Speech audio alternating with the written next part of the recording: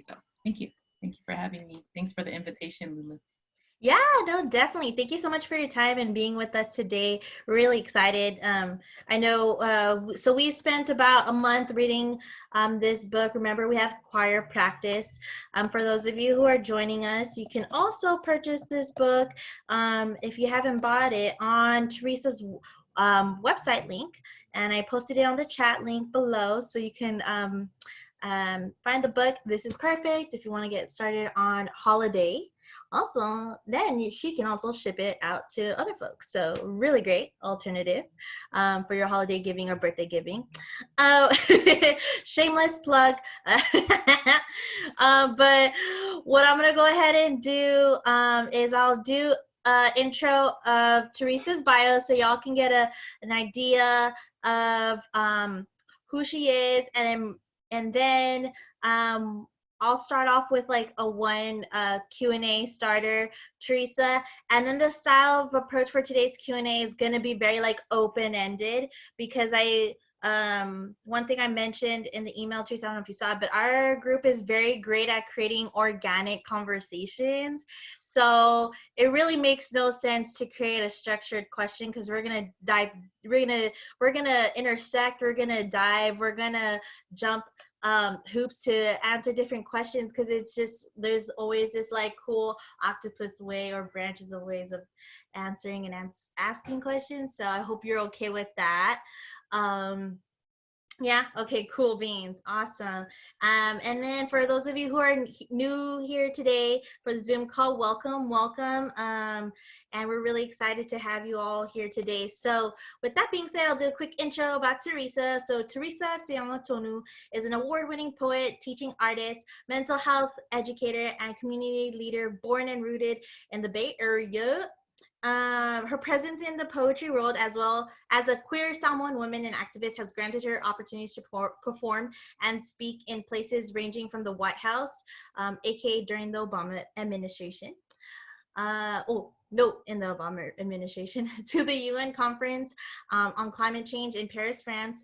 The most memorable moment in her career was receiving President Obama's Champion of Change Award in 2012 for her activism as a spoken word poet, organizer in her Pacific Islander community. And with numerous viral poetry videos garnering over millions of views collectively, Terisa's writing blends the personal, cultural, and political in a way that calls for healing, courage, justice, and truth. A Kundiman Fellow and 2019 Yerba Buena Center of the Arts 100 list honoree. Her work has been published in Poetry Magazine, has been featured on Button Poetry, CNN, NBC News, NPR, Huffington Post, KQED, Everyday Feminism, The Guardian, BuzzFeed, and Upworthy. Since the beginning of Terisa's poetry slam involvement in 2010, she's been a member of several award-winning slam teams, including the 2017 inaugural Root Slam team, helping them place fifth in the nation at the National Poetry Slam competition in Denver, Colorado. When she's not competing, she is coaching poetry slam teams, mentoring young writers in writing workshops throughout the country. Terisa is one of the co-founders and organizers of Root Slam, a free bi-weekly poetry venue based in Oakland. All Bay Area people, y'all gotta check that out when we're not in COVID. Voted the 2017 and 2018 best open mic venue in the Bay Area. Ooh, for sure, plug that.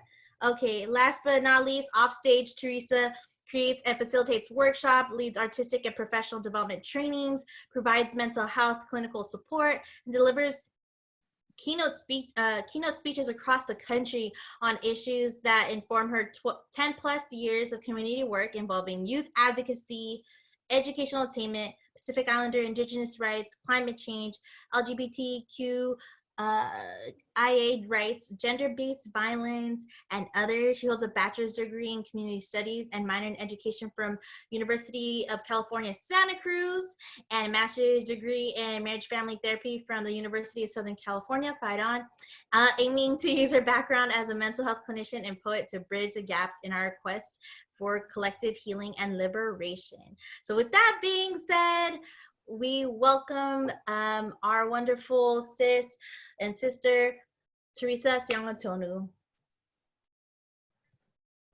Looloo, thank you so much for the most hype womanist introduction. I felt hella mafana in that moment. Thank you so much. Thanks for having me, family. Yeah, I love how you prefaced it with your group being pretty familiar with this just being an organic talanoa that we're essentially having, and so I dig it, and I would love to just be part of it with y'all, so it doesn't have to feel like like I'm at the front of any kind of room or any kind of anything. It's just a circle, right? And so, yeah, I'm so appreciative, and I'm honestly ready to hear any questions you may have, or any preferences of how you maybe would like me to start.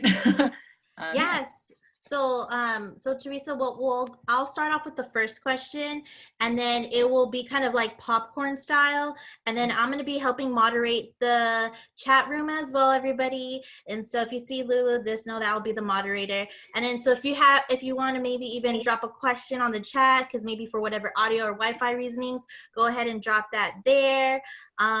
And then we'll start off that way, Teresa, and then you'll see like the magic happen in this space. And then and you'll also see it, Teresa, as well. So also know that I'll be helping you and assisting you. So if you want to tackle it, you can. If not, I can help moderate it with that. I'll show you this one. I'll show you this one. The very first question I think we had in our book club, and it starts from the very beginning of the poems, is spelling. And so we have theorized how or why you came up with the spelling, but we were very much, and Paulina kind of notated in the group chat, but we were interested in learning more about your context and your background on how and why you got into the term of spelling woman with a Y, and what kind of introduced that, and how did you really structure that for your poems? Sure. That's an excellent first question.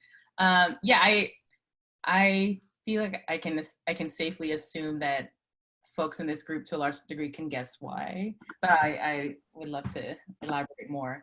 Yeah, I think I learned from mentors as I was coming up in writing.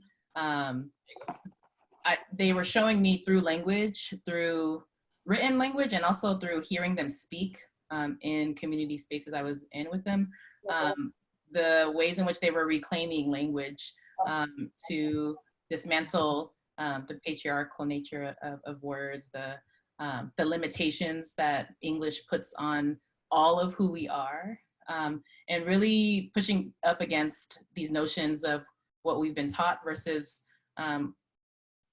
how we can actually dream of better ways to define ourselves. And so at that time, woman was one of those words for me where it also came from watching other poets play around and manipulate language to their benefit, where as a woman, as a first generation queer, indigenous, Samoan woman of color, I contain multitudes that that also gives me this critical eye to interrogate language that doesn't center me. And so when man is in the center of the word woman, I started playing around with that and being mentored to play around with, well, what if it was spelled differently? What if I just reclaimed it and spelled it how I want to? And so that's definitely the reason why you see it throughout the book. And since then, I think taking those risks in my writing also just kept affirming how, like, forgive my language, how bullshit a language English is. And I love poetry for that. That's one of my favorite things about being a poet, is that just like creating new rules or breaking old ones or archaic ones that don't fit me as a writer. I'm like, I'm gonna write off the margins of the page, or I'm gonna just revamp the way spelling was taught to me altogether and create new words that mean things that are truer to what I mean to say than what I was taught. I hope that answers the question.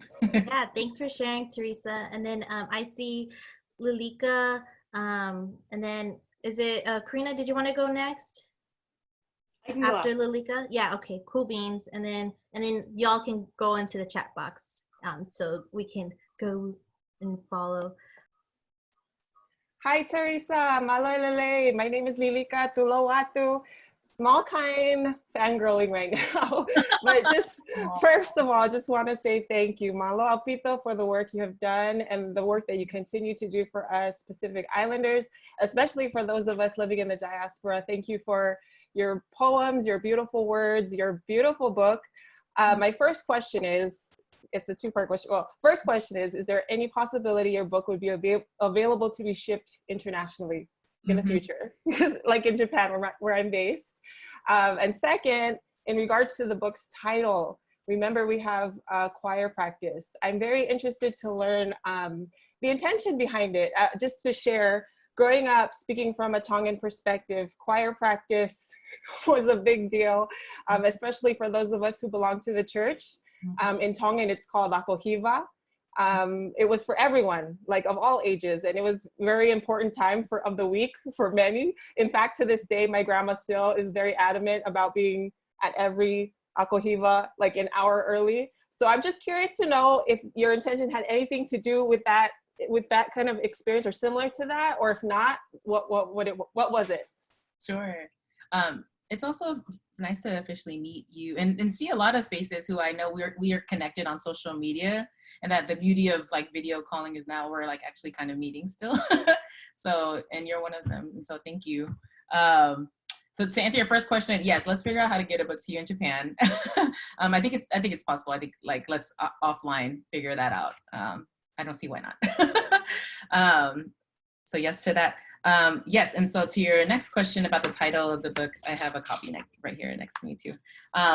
The intention behind it does stem from a root in being the daughter of a Kia Kongo. My dad's a deacon. My grandfather was a minister before he passed away in American Samoa. My dad wanted to be a minister. That was his dream growing up before he enlisted in the U.S. Army. And so I also was that kid that grew up going to Alpha Pesi, being a part of Alpha Pesi, like Alcalavo, everything, church, everything. But more than that, the refrain of remembering that I have choir practice starts off with a reference to church, but is actually more so of a refrain of remembering all that I know to be holy and all that I know to be sacred. Whether it's within the confines of four walls of a sanctuary like church or not, or sometimes that sanctuary is just me, and sometimes the holy book is my poetry, and it's the word of my grandfather. It's all of that. And so when I was thinking of the title of this book, which was so hard to do, I don't know if anyone has ever struggled to title anything, an essay, a collection of yours, anything, caption anything, right? You really have to sit with what can I stand to look at that I'm going to print and have, like available to the world for the rest of my life, and still be proud of, and still have the intention that I meant for it to have. And this was one of them, because when I hear it and when I say it, I do hear my dad's voice. I do hear my mom's, plea to get out of bed and get the day started, and like it being this thing where I'm journeying through all that I was taught through Samoa, and through trying so hard to be the best daughter and best role model and best everything for the approval of my parents and my church and my community and our people. And also not fitting into that all the time, and remembering I went to choir practice reluctantly sometimes, or I went to choir practice with questions that I wasn't quite allowed to ask really until I got older. But still remembering that was still a foundation to all that I know of myself to be, as I was struggling to find my voice. And so voice also plays a part into this title, because in choir you had to sing. And in poetry is where I actually found my voice, right? And so there's this relationship where there's this discrepancy between trying to figure out who I was culturally, and while also still trying to uphold and have my culture, my family be proud of all that I was growing into. And then also being firm and remembering that all that I'm about to be and all that I will continue to be has to be enough for my family. And I have to believe that they won't give up on me or disown me or, think I'm too much, that all that I am is okay and enough.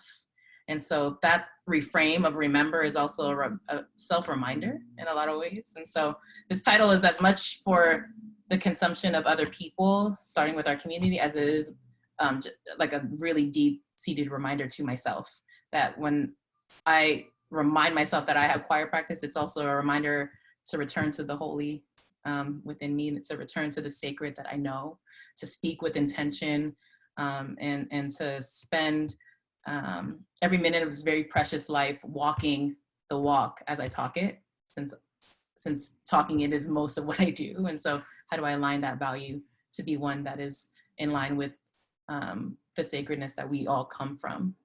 So yeah, that's the reason for the title. That's a great question. Thank you. Thanks, Lilika. That was a great question. So, hi, Teresa. I'm Karina. Happy It's so nice to. Right? Is it your birthday? No? Yeah, it's my birthday on Saturday. So I just made it birthday week and I was like, oh, cool. I get to meet you within that time frame. And this is really special for me. I learned about slam poetry when I was 16. Mm-hmm.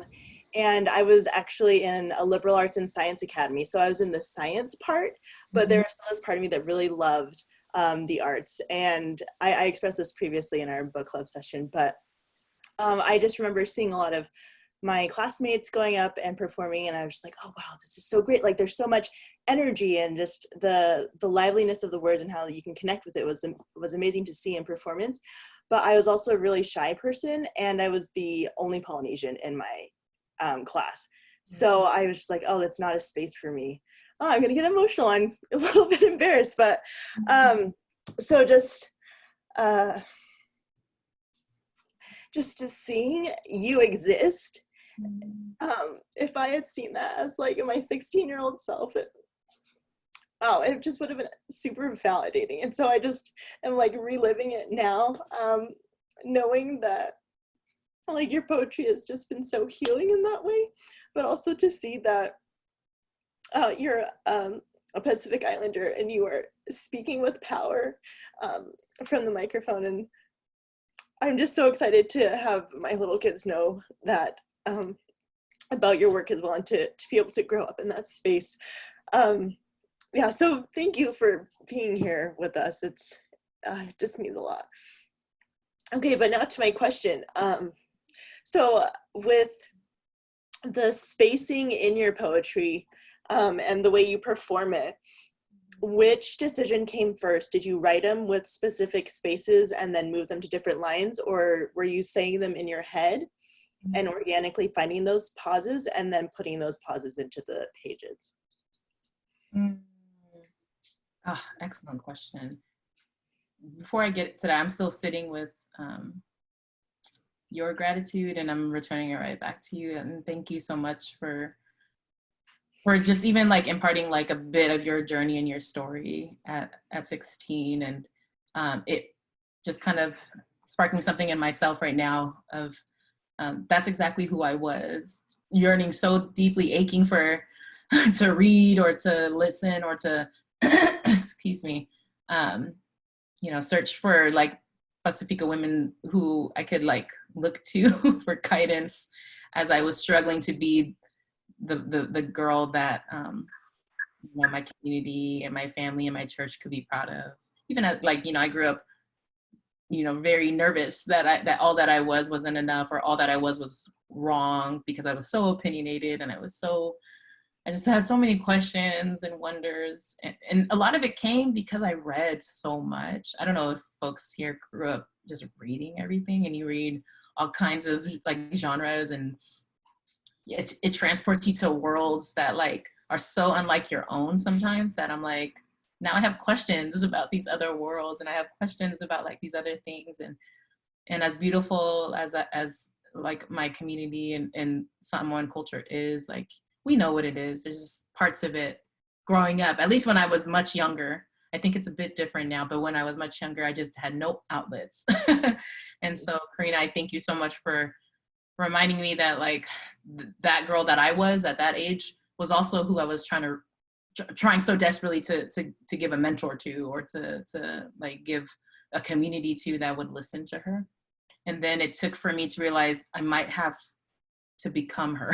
I might have to take the harder road, even if it hurts my parents sometimes, even if it hurts myself, even if it risks too much, it still was worth the risk, and it still was worth traveling down that road. If it meant I could be my full self, if it meant I could be unapologetic about being my full self, and just really trusting that, like, I gotta trust that like my community is going to be okay with me being my full self. And luckily it's been working out. I think every day I've been checking in. It's been working. It's been okay. To your question, what a great question. I think in the beginning, so like my journey through writing really was catalyzed by slam poetry. And so slam poetry was very specific towards being for competition. So poetry slam is the actual competition. Slam poetry is the type of poems that are performed in these competitions. So whenever you hear slam, that usually indicates that there's an element of competition in that.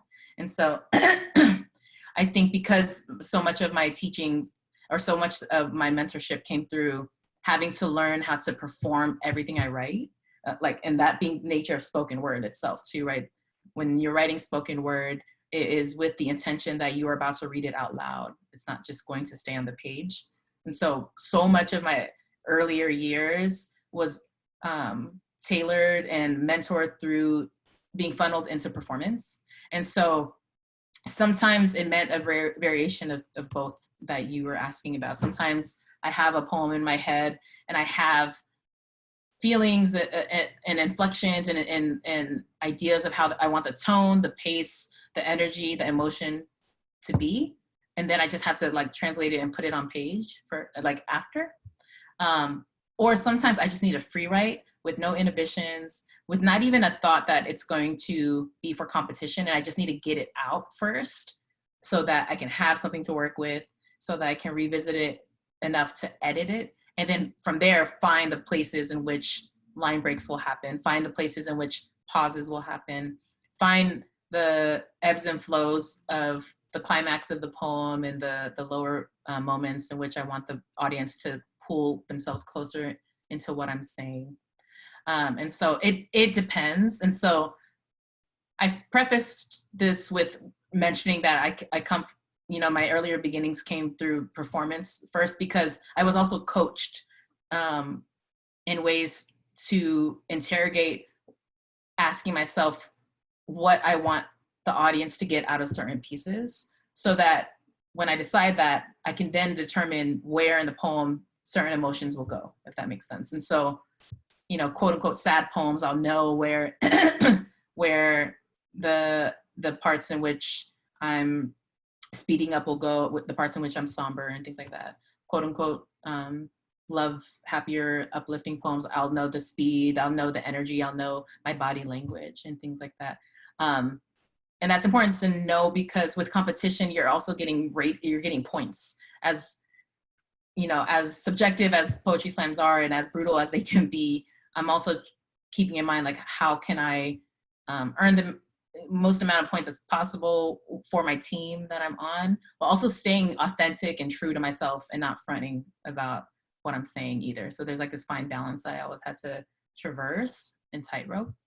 But at the core of it, it was always me remembering that at the end of the day, I'm not, everything I write is not just for performance sake. I'm living with these pieces, I'm breathing them, and they are more so for me than they are for any audience. And being grounded in that also helped me to stay incredibly true to every emotion that is emoted when I perform these pieces. I hope that answers your question. All right, I think I'm next. Hi, Teresa. My name is Nadia. I just want to say I'm on the exact same page as Lilika. I am absolutely fangirling. The moment that I heard you were joining us, I was like, wait, like Teresa's going to be here with us. So thank you so much for sharing this space with us tonight. Also, I love that you brought up being unapologetic, because that is exactly what I get through your writing. And I know you don't need my validation, but I want to say it is absolutely worth it, the journey that you took to get to being unapologetic. Because I just feel like your very existence is empowering to the people of Pacifica. And so thank you so much for that. To preface my question, what resonated most with me in this book was just the way that you're unapologetically queer while still being Pacifica. Because as a queer Pacifica woman myself, like, that is so empowering. Like I said, your very existence is empowering, you know, to see other people. It's like, okay, hey, like, I'm not the only one, and you're doing it well, and people are celebrating you, and it's okay. And so I guess my question is just, you know, if you could just speak a little bit on your journey getting to that point, being unapologetically queer and Pacifica, with so many eyes on you, you know, with so many people from our culture watching you. I think it's amazing. Thank you, Nadia, for your question. Also, I do need your affirmation. I doubt myself all the time. I need all of your affirmations. I need mana wahine energy all the time. That's how I breathe. So thank you. I really, really hold this question so deeply in my heart, because it's definitely a part of my journey that I have grown to better articulate, because, you know, looking back on, like, hindsight, from coming out and from living in my queerness, it was not an easy journey at all. I will say, yeah, I call it my falling out story. Like, I never really truly came out on my own terms. I was definitely pushed out. I definitely fell out to my parents, and I did not land softly at all. It was a very traumatic time. All the way to the point where I remember the date. It was February 23rd, 2009. I was 20 years old. And I was, you know, I grew up in a very traditional Samoan household, and, you know, going to church every week and whatnot. And, you know, going away for college in it, you know, in its own way, was like my family's only ask of me was like, you must go to college, you must go to school. And luckily, like, I like school. Like, I'm a nerd. I love the road that I took through academia, for better or worse. But with going to college, and for anyone who is in college or has ever experienced higher education in that sense, maybe you know this too, where, you know, college is also opening you up to new experiences, and it's introducing you to new language and new ways of being that I then realized, like, my parents maybe didn't anticipate for me. But I think they just wanted me to do my homework and then graduate. They did not want me to find myself. They did not want me to, you know, like, they did not expect. I won't say they did not want. They did not expect me to learn all these things. They did not expect me to be critical about, you know, like, my consciousness around these big issues of injustice and whatnot. And let alone, they did not expect me to, like, come into my queerness. And I didn't know either until I did. And so it was a really painful time. You know, at the time before I did, you know, I've done a lot of self-work. I've been to therapy to heal a lot of this. I freaking got a master's in marriage family therapy, so I think it was partly because I wanted to better understand my own family and our community's family dynamics, and then be like, I can be a clinician in this, because this is actually something I feel really passionate about. But as I was, you know, coming out, almost every possible painful thing that a parent-child relationship can be ruptured around happened, from disownment to, you know, all the painful things that were said to me, all the ways the church was yielded against me, all the things that anyone could say in the heat of a moment to the person that they love the most was happening. And, like, it felt like my world was falling apart in a lot of ways. And so that time, you know, being a third year in college, I'm like barely 21. I don't know how to handle the fact that I thought I was losing my family, right? And so luckily I had mentors at that time, both on campus and through other like programs I was part of at that time, who really helped to be my anchor and also helped me to remember that like now that I'm out and now that I'm fully honest with who I am, like there is no going back into the closet, so to speak. There is no more lying, Teresa, like no more needing to hide. Like your parents already know the whole truth of you. And so as painful as this journey is going to be from this here on out, you're out, you know.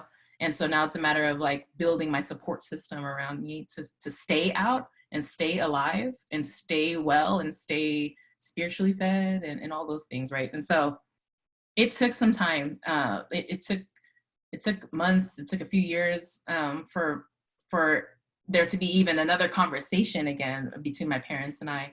So in which, you know, they finally were able to come around after some time and actually apologize for so much of what happened on that day on February 23rd. And from there, you know, it's not perfect, but I think we had just been navigating, like, and just to put into context, 2009, I would say, you know, at the time, the biggest thing that was happening was Prop 8 was was being voted on. I don't know if anyone here was around there at the time where it was like, the biggest thing was like, should gay marriage be legalized or not, you know, kind of thing. And then Prop 8 didn't get passed in California at that time. And things, so like, I'm putting that into context to say that we have come so far, even in just that short period of time. It's been like 11 years.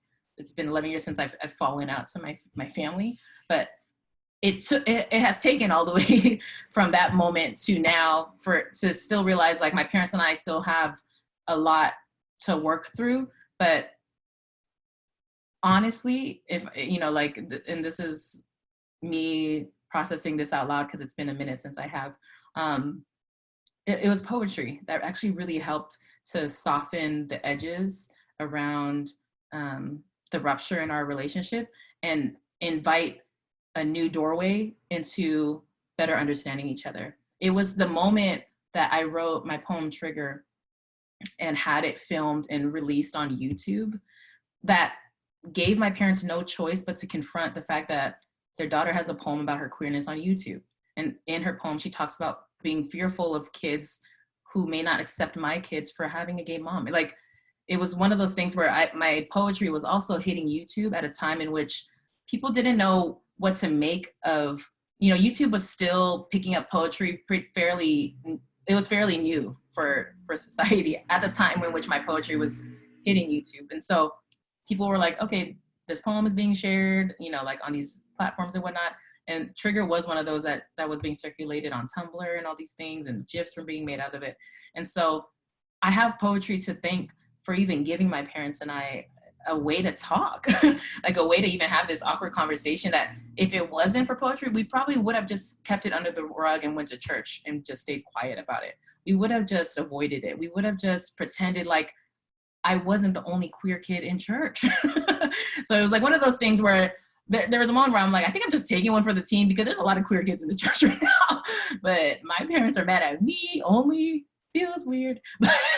But all that to say, later on, it's so funny because, you know, later on, it took for also poetry to help me talk to my parents, but also I started dating in ways where I'm like, I want to be truthful with my parents about who I'm dating. And they have to reckon with the fact that I can't be carrying the work for the both of us, this whole relationship. Like any relationship, you don't want to be carrying the work of your partner or your friend, or like, I can't do it all. They got to meet me somewhere. If they're not going to disown me, like they said that they apologized for, then you have to accept me.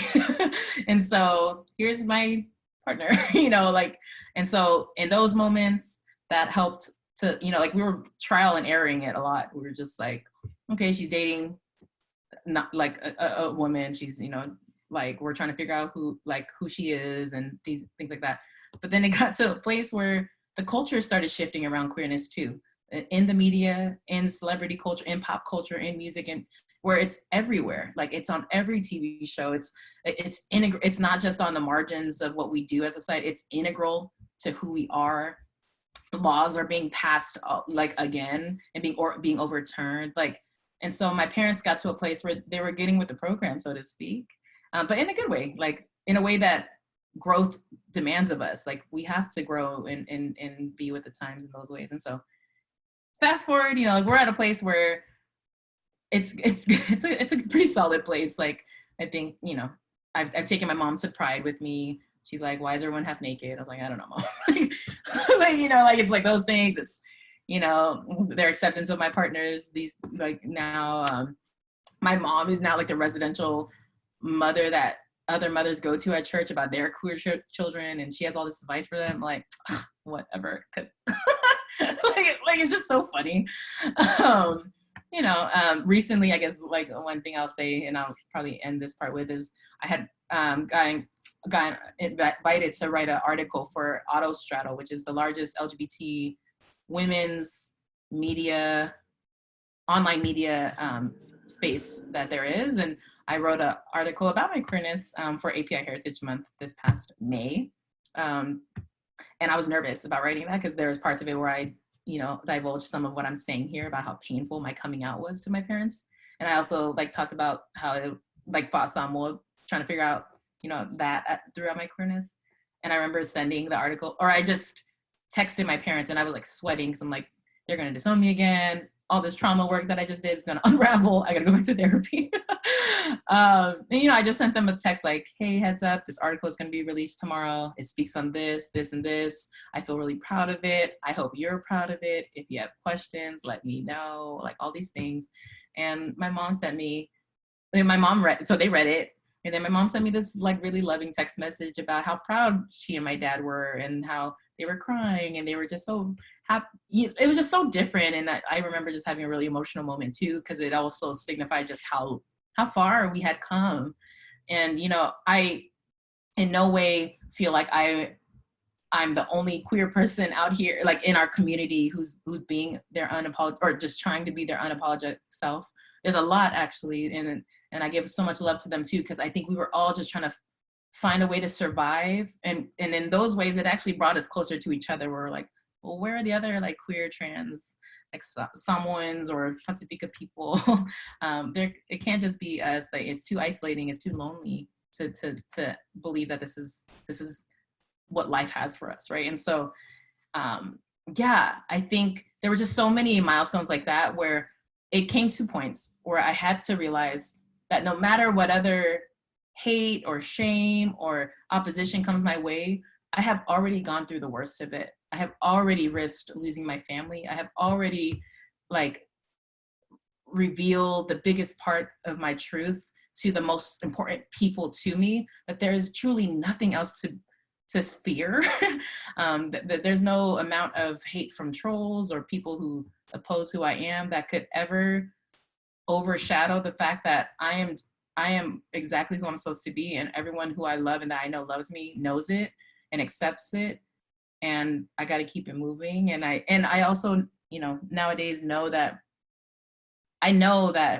you know, being this and standing in how unapologetic I am, I know our young people are looking at me. I know I take full responsibility for who I am in our community, and I take full responsibility for all that I say and all that I do, because I know there are queer kids right now who are forced to go to church, who also cannot ask questions, who are contemplating what to do with their depression, all kinds of things, right? And so now, like, as I stand firmly in like, you know, the privilege of owning all that I am, my work is there now. And my work is, how do we remove the conditions and the barriers that prevent other young folks in our community that still struggle through a path that I hope will be non-existent sooner than later. Because 11 years for me was too long. That was half my life trying to like maneuver through trying to be who I am. And I don't want any of our people to spend, I don't want our young people to spend all their lives questioning who they are, all like that. I think we got better tools, better ways, better resources, better possibilities than to leave them hanging like that. And so, yeah. Thank you so much. Yeah, thank you.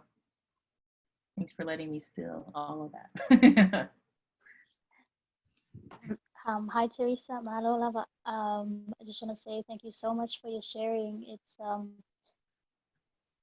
as a straight mixed race Samoan, there's a lot of privilege that I have, and there's a lot of struggle that I know that I will never go through.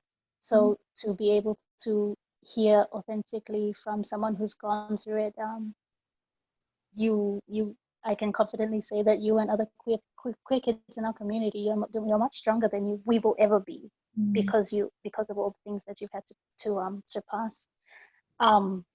In terms of my question, which I think maybe this is a good segue for it, but the changing context of art.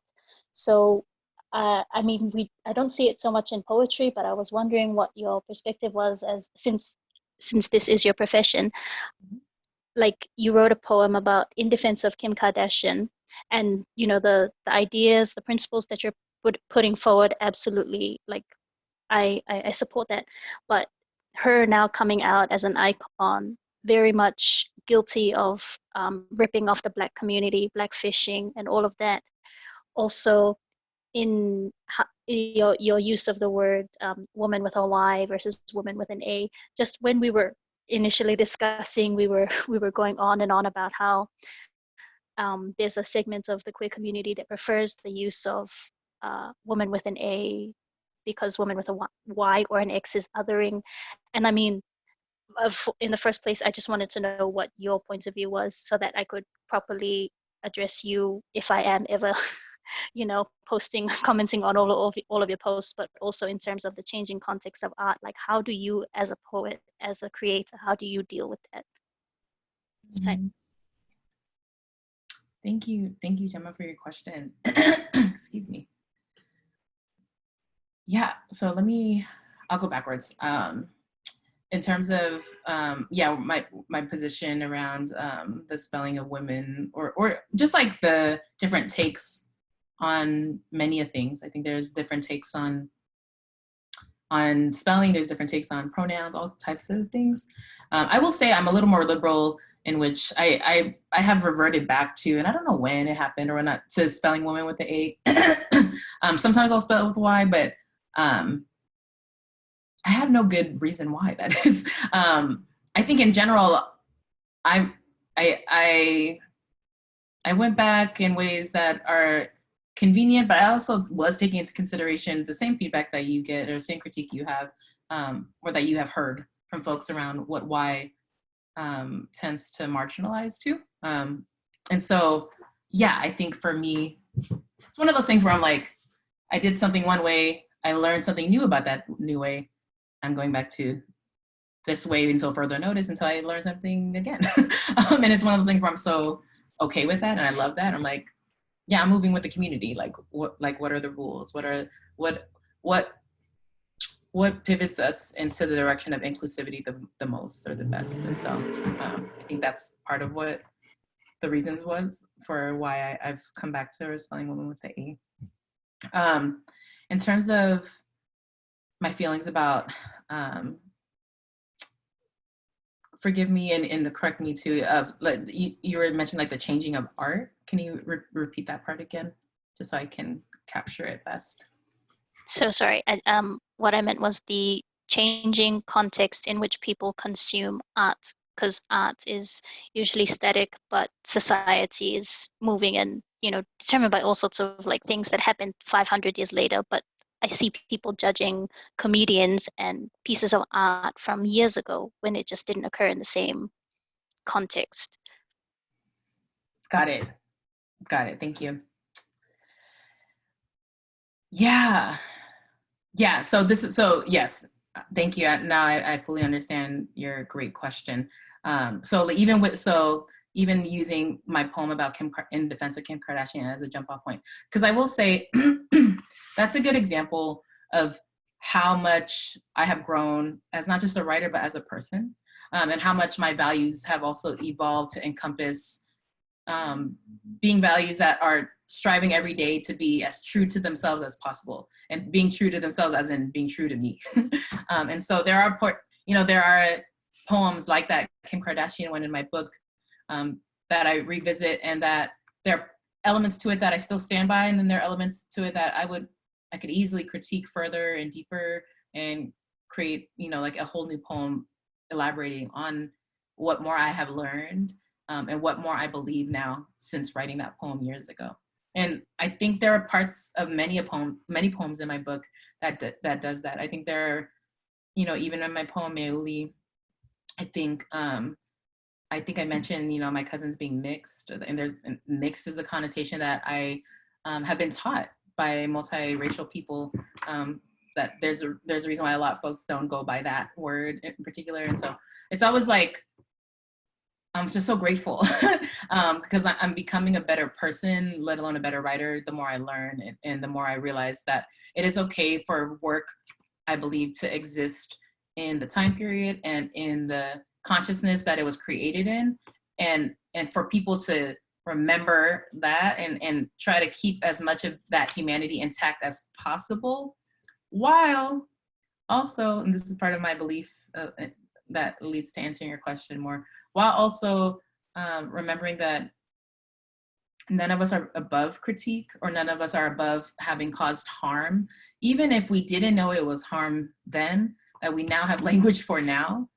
And folks are coming forward and saying that it is harmful because they were part of the party who was harmed by it or have concerns about it. I think it's, you know, like it's case by case in a lot of ways, but I think when it comes to speaking to a person's body of work being one where it's, you know, being delivered or was created in very crude, disrespectful, like patriarchal ways and things like that, I think that's okay to interrogate, myself included, if that's ever the case.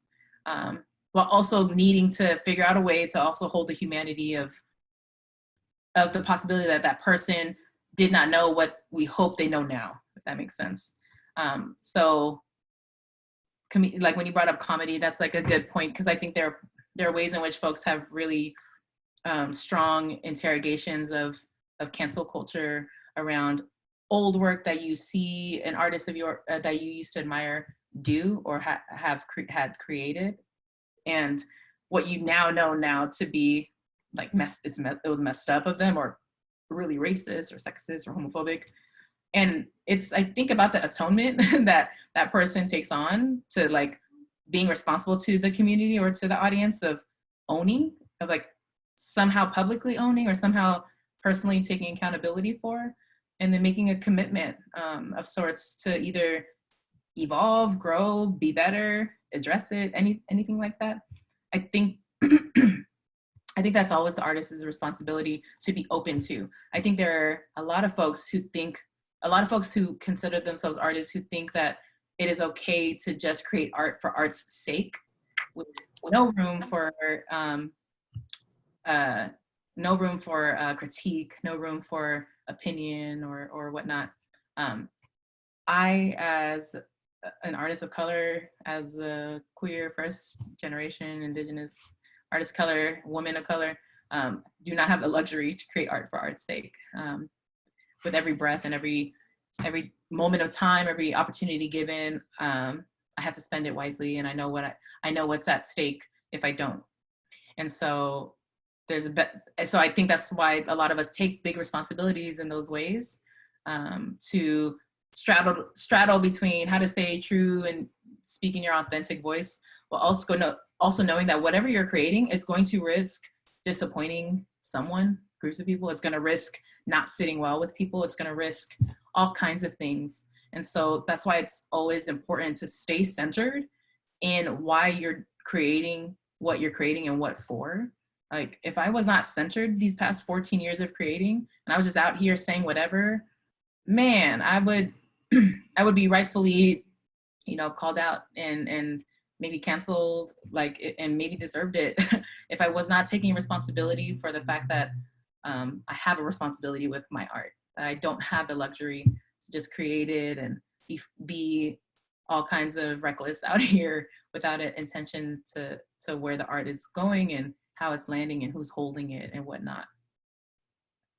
Yeah, my personal feeling is that I think all artists should interrogate for themselves their responsibility to being responsible to not to just their art, but to being responsible to being some of the biggest leaders we have when it comes to culture and when it comes to having the power to shift culture, regress culture, tackle, like, I truly believe, and this is a mantra I will die on, that I truly believe artists are some of the few folks that are taking the biggest risks we need our society to take, to challenge the status quo in ways that we need them to challenge them in.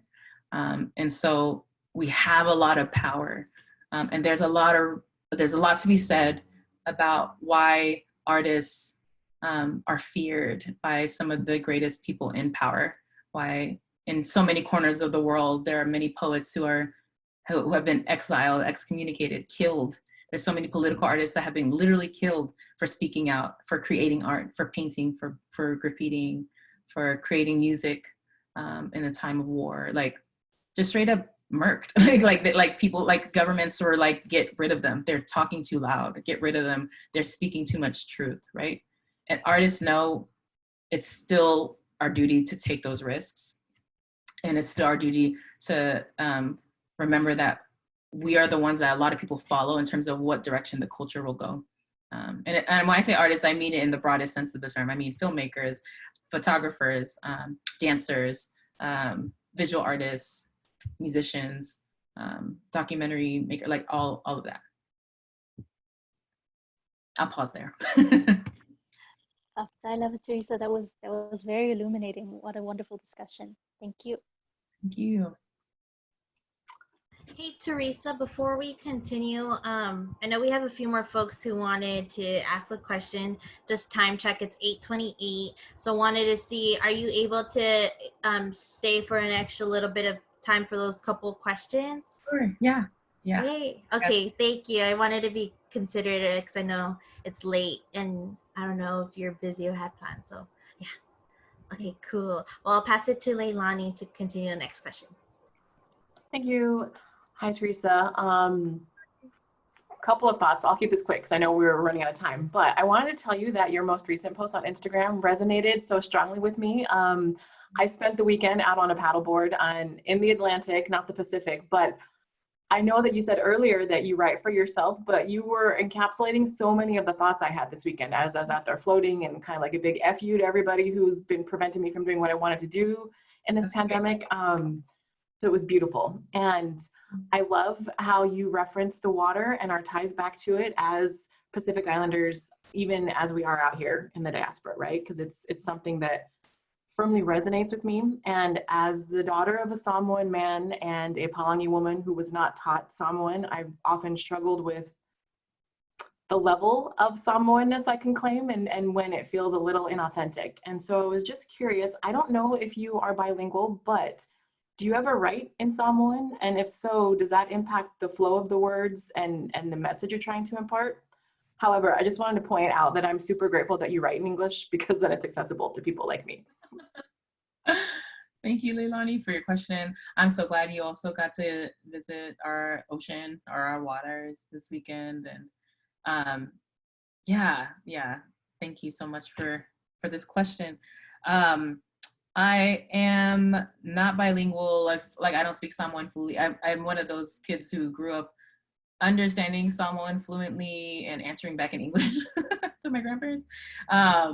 And I would even say, sadly, like, and painfully, that part has even like dwindled out a bit since my grandparents died and since I moved, away for college. Like, I lost that muscle memory in a lot of ways too, where it is my forever quest to get to be fluent in Samoan and not make any excuses anymore. Not, I'm over like blaming my parents. I'm over like all kinds of things. I'm like, I have every resource and everything in my favor to do it, to learn it. And so yeah, I will say I like still understand it and I still read it, like, and think like church also helped me. So, cause I went to, or I go to a local Kaiki church. And so, yeah, that helps me retain it. But I have such dreams of writing bilingually in Samoan and unapologetically and not defining anything and just letting non-Pacific people struggle and feel how it feels to not read something in English. But until then, you know, I have no shame in also just like soliciting the help of my dad sometimes. And I will say this body of work definitely came at a time before I took this really sharp turn in the direction of coming home to myself in a lot of ways, and coming home in the sense of writing more about home, writing more about the diaspora, writing more from the diaspora, writing more about the pain of diaspora. And so there's like a whole body of work that I'm currently working on for my next manuscript that is, I hope, does what it needs to do in terms of reclaiming a lot of which I thought was just lost because I'm in diaspora, but is actually just a return to something that's always been innate in me because it's always been a part of me. And so, yeah, that's something that I've noticed when I look back, or as I look back on the work here that I feel so proud of, and the work that that in the direction that my work has been taking in these most recent years. I think I'm taking bigger risks. There's many times where I like am writing and trying to attempt writing in someone, and I'm like, oh, this is the poem. They're definitely going to disown me in this poem. Or like they're definitely, I'm talking too much about the military in this one. Or like, you know, I'm just like, you know, like there's so many poems that I've been sitting on that I'm like, this is the body of work that's gonna rock something. and still having to like have pep talks with myself, like, no, it's gonna be okay, it's gonna be okay. But yeah, that's an excellent question. And yeah, someone is something I strive to learn better and reclaim more. But in the meantime, yeah, a lot of my work is still primarily in English. Well, it's beautiful. So thank you. I always appreciate it. Thank you. Hi, Teresa. My name's Pauline. It's so good to share space with you. I just wanted to say, refer to your poem In Season. It was giving like all my parts, all the, you know, tickle feelings where they should be, because I just wanted to, my favorite line that you wrote in here, what is it? Okay, what kind of woman wouldn't want all of you in the center of her palms? And then you like talk about, you know, eating with your hands. I don't know. I was just, we were all like hello Bella in this Zoom meeting. We were like, whew. I mean, a lot of us were identifying as hetero, but we were like, whew, maybe I'm the other. I'm just kidding. And so I just wanted to say, you kind of did touch bases on this, but you know, were you ever like hesitant because being raised in such a colonized hybrid culture of the Pacific, in which we no longer get to discuss like sexuality as our indigenous ancestors did probably in the past, how is it coming into a space? And maybe you did, I don't want to say you didn't, because maybe it was common like conversation in your home, but in my home it wasn't. And so to be able to read material like this, like I almost feel like, oh, who's around me like telling people go away because I gotta enjoy this poem. Like, and so anyways, I just wanted to talk to you to see if you can unpack some of this poem with us and like share what that was like. I mean, did your parents even read it too? Like, what they think? Were you like, yeah, that's how I be feeling? So anyways, I just wanted to know, to get on, I don't know, since we have the author here, I just felt like we get into the juicy stuff. I mean, that's such an appropriate word for this poem, but anyways, I'm going to let you carry on. Let's do it. We're into the juicy hour of our book talk. Yes, I'm glad you brought up this poem because I love this poem so much. I had written it for my ex girlfriend at the time.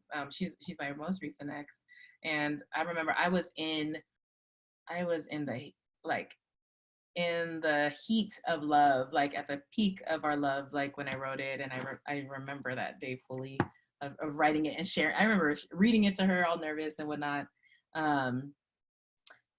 And it's so funny because there's this like ongoing joke amongst poets, at least I know amongst my friends, but where like none of us write while we're in love.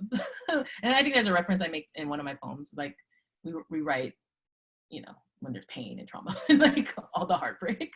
Like that's when my good work comes out. But like when you're in love, you're in love. You're not writing. You're like feeling it all. But it was hard not to write about this love, and it was hard not to find my way back to the pen. She was also, or she is also, a poet, and so how like corny is that, right? These two poets are in love, just writing these love poems, right? Yeah, I don't know if my parents actually fully read my book. I think they have copies. I mean, it was one of those things where I'm like, okay, Teresa, whatever you publish in this, they're gonna have access to it, but either they read it and didn't understand it, or they read it and just awkwardly don't want to talk about it, you know what I mean? But it's like, it's kind of like, it's out there. Like, and you know, and they've also, I will say, they've come to my shows, not all of them, but the times in which they have, they've definitely been through the shows where I've had full sets, meaning the full hour was just me performing. Because there are times in which they've come to see me do like a keynote speech, or they've come to see me sit on a panel. But when they've seen me do full sets, there are times in which I pulled poems from this book where I'm like, I'm just gonna accept the fact that I've had sex. And it's like, they're gonna have to deal with that. And yeah, it's like one of those things where they never ask questions about it later or anything. Like, I don't think we're that comfortable with each other, but they're always just like, you know, like the Islander parents, like pat on the back proud, like, oh, that was good. You know, they helped me like sell my books at the end of the show kind of thing. So it's just like, yeah, I don't know how they feel about it, but it's like one of those things where I'm like, that, like when I talk about risk, I think that's also part of the risk too. Is like, it's not just these big broad gestures of like risking your art for justice. It's also like risking, you know, like creating in front of the people who maybe once you were most frightened to even hear your inner thoughts, or you were most frightened to even feel these feelings that felt so taboo to feel out loud, let alone like by myself in the privacy of my journal. And so, yeah, but I think something, you know, like even with my current manuscript, there are poems that I'm like, I don't know if they're gonna read these either. Like, they're just gonna exist in the world. And you know, when they're ready to have that conversation, if they want to, we can. But one of my favorite things to be, I mean, aside from being a poet, like one of my favorite things to be is a woman. Like, I love being like my full unapologetic self in my skin, in my body, in my pleasure, in my sexuality, in my desire, like all of that. And I'm just like, I mean, when you think of like just how long women have been so repressed from like being in touch with any part of that, let alone it being like outlawed, and it being like our lives were threatened because of it, and the patriarchy was just so set up in ways where like women were just not allowed to be human. And like the moment like you find yourself awakening to like how human you can actually be, like I love the challenge of like how deep can I get with this, or like how much juicier can this get, you know? And I will say again, like my writing has grown even from this book, where I'm like writing ways where I'm like, I'm getting hot and heated like writing this, and I'm like, go me, like I wrote this. Like this new body of work that I'm working on. And you know, I'm inspired by, you know, like being an avid reader of other women doing that work of telling their story and self-discovery, and like, and knowing that like, I feel like that's like one of those like the last level to unlock in the game. Like it's like when Pacifica women like fucking like stand in our power and like take no prisoners and like just like are no holds barred with all that we are, like it's fucking over. like for everyone else. like and I, you know, I don't know if anyone follows me on Twitter, but I love Twitter. I'm such a Twitter person. Like I'm there like 87 hours a day. But there's something that, you know, I've been talking about with my girlfriends that I have been noticing on Twitter, if you've been on it, is that there's something that Twitter is allowing for Pacifica women, especially Pacifica young women, to tap into that I know they are not doing in real life at church. I know they are not doing in real life in the community. Like there's something that they're feeling so free to be and free to talk about on Twitter. I think maybe on Instagram too, but I definitely see it on Twitter. That makes me so excited. It makes me so happy because I just feel like all that repression that we experienced through our cultures and all that, the rigid parts of the gender role expectations that we were born into, like, are just kind of dissolving and being redefined and restructured. And it's just been beautiful. Like, there are moments where I'm like, there was one time on Twitter I even put out, I was like, can we all just go to brunch together? Like, just meet and, like, you know, hang out. And those who aren't from the Bay, we could just, like, call you in. Like, it just, you know, and that, I think that, like, goes into a value I have of, like, women being on the front lines of all our communities, because we are both, like, the life source and the cure and the reason and the, you know, the reason why we'll reach liberation. Like, I truly know it's women who hold that in a lot of ways for our communities, because when we're free, all of us are free. And so, and I can't think of better ways of getting free than through exploring our own pleasure and exploring our own bodies and whatnot, and just being okay with it, and modeling that for younger women to see and to grapple with. And yeah. I don't know what to say after that. I see the chat going off. Yes, you're definitely getting all the love and affirmations on the chat. You is popping. Throwing back up. Oh my God. Is there anybody else? I think that was Paulina in the last one. Is there anybody else who hadn't asked a question, who wanted to get their questions in before we conclude for the evening? And if it's okay, y'all, I would love to end with sharing a poem that I haven't shared anywhere, actually, and I kind of felt moved to want to share with this group, because I felt so. Yes, girl. Look at me. I'm like, But yes, yeah. Is there anybody else? Are we good, or we want to transition to hear this amazing poem? This is where I wish I had like confetti and like all of that, and then like that's what I wish Zoom could. You know how, if any of you have iPhones, if you like, there's certain settings where you can do confettis and balloons on it and stuff like that. I wish we could just do that on Zoom, so it could be like, and then we'll like, okay, and scene. Okay, so Terisa, yes, this is your time. Feel free to share us a poem, and then I'll help kind of conclude for us for this evening. All right, thanks, y'all. I'm just pulling it up. I had such a wonderful time. This is definitely the highlight of my entire day. It's been like such a hectic day, but I feel really good to slow down and just like come home to y'all. So thank you. I appreciate it. I appreciate it so much.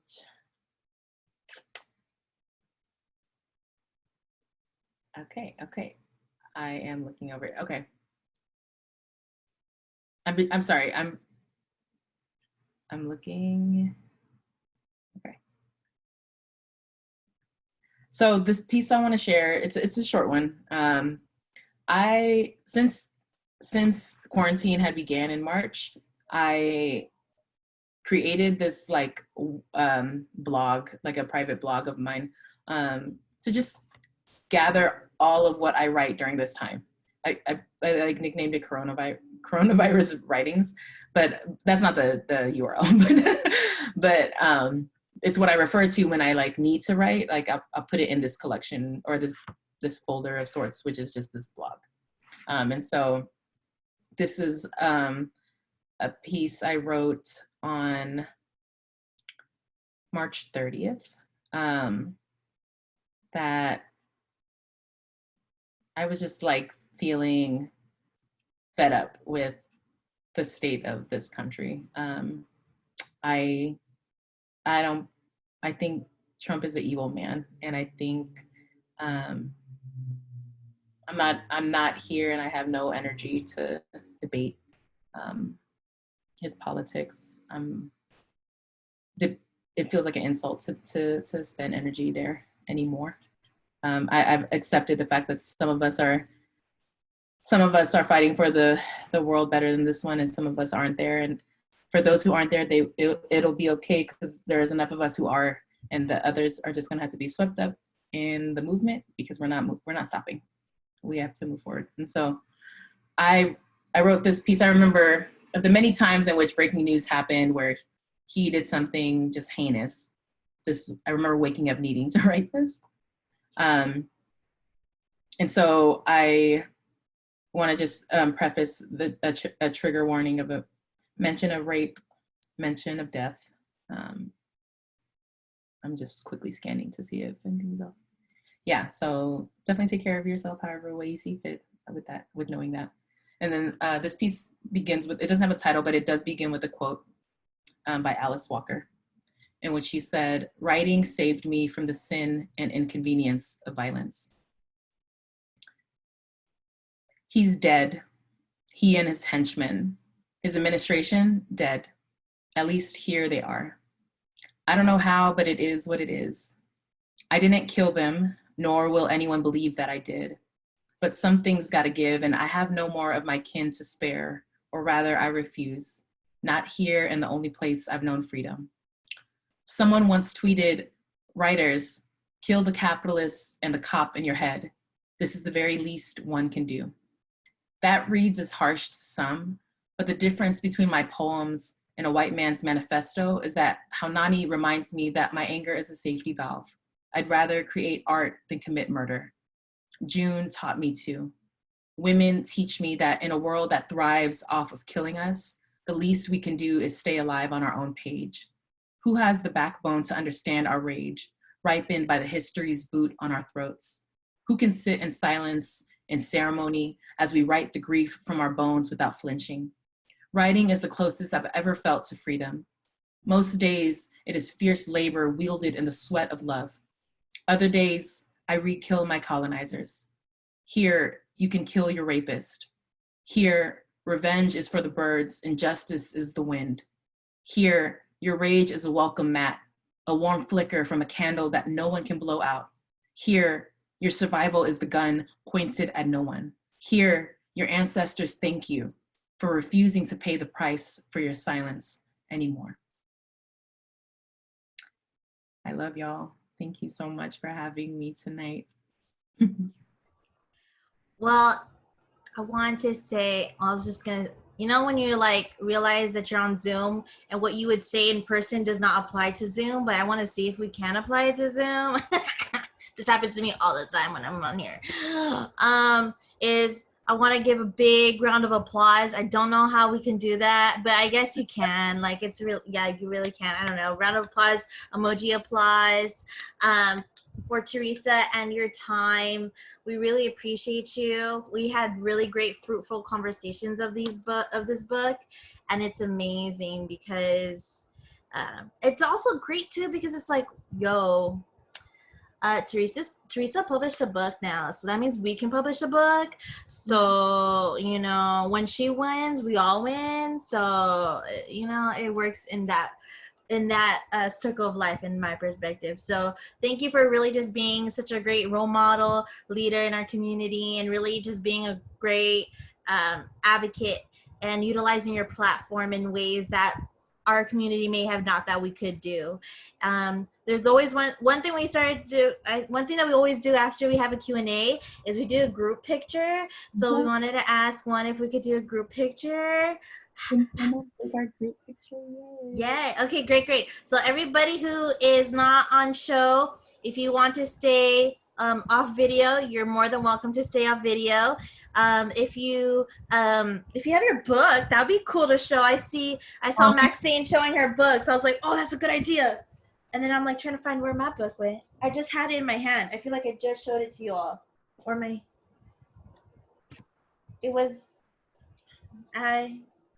I hope somebody took it and is reading it.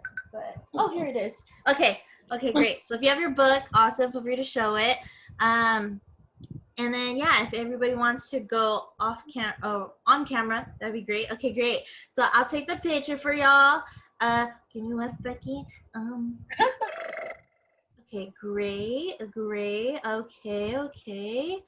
Let's see. Okay. On the count of 3. Okay, ready. Wait, where is Pretty? 1, 2, 3. Okay, great. Give me 1 second. Let me just. Okay, you can breathe. Okay. Okay, we got it. Okay, great, great, great, great. And then one thing that we wanted oh, there was a question is, Teresa, if you want to keep coming to our book club, you're also welcome to. We meet every Tuesday at 6:30 Pacific Standard Time. We do have numerous standard times in this group, so it's amazing, and we do specify time coast. So you're more than welcome to join us, and also or invite other folks to join us as well. Thank you. Another.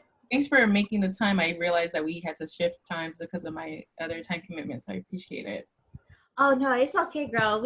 It's all good. We flexible. We make it happen. So one of the things that we wanted to also share as an artist, we really recognize all the work and your time and your labor and just like all the things that you do for us. For those who are here with us, people who aren't here with us, or people and strangers that you really don't actually know, but actually read your book and were like, whoa, or saw your YouTube video and was like, ooh, like, subscribe, and so forth. So we want to recognize you and all the hard work that you do. We're not in person, so I'll just do it like virtually, but we have some alofa that's going to go to you shortly after today. And then, as you know, Paulina is oversees the Instagram page of the Vision Board official. So we'll be purchasing her latest shirt, Free West Papua, and we'll ship it your way. That's why I was asking you for your shirt size for like the longest.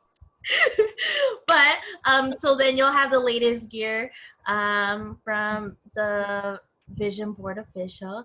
And then other than that, yeah, I just want to say thank you. And then Fapatai Lava for your time. And yes, we appreciate you so much. I'm trying to think, is there anything else that I'm forgetting? I want to thank y'all so much for having me, and just, yeah, I can never put into words like what it means to be in community with our people through any capacity of this work, like in a show, in a one-on-one, like in a book club. Like y'all are the reason I write. Y'all are the reason I haven't stopped.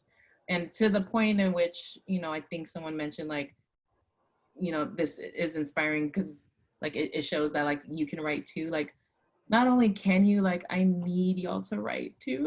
Like if you find yourself writing or needing to write or wanting to write or questioning writing, the answer is yes. The answer is there can't just be me. There can't just be, like there has to be more of us. Whether it's writing for school because you're academic, whether it's writing poetry, like prose, like songs, like